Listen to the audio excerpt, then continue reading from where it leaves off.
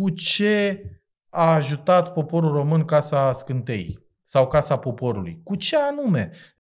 Ai mâncat mai bine, ai crescut mai înalt, ai trăit cu 2 ani în plus, ți-a crescut media de viață, nu știu, ai petrecut mai bine în vacanțe. Cu ce ți-a folosit ție că s-au băgat aici 2 miliarde și ceva de dolari sau cât s-a băgat la momentul respectiv? Deci România avea un PIB de 35 de miliarde de dolari, din care mai bine de 5% se pompa în Casa Poporului. Deci tu îți dai seama, noi ne căcăim acum casa de menturi, nu era Casa Poporului. Țipă suveraniștii și zice, a construit ceva extraordinar, ne mândrim. Păi cu ce? Adică te mândrești că ce a făcut? Sau canalul Dunăre-Marea Neagră, apropo de ce ziceam, spunea Bogdan Murgescu că nici în 50 de ani nu se va amortiza construcția canalului. Da, că mai e destul trafic pe acolo.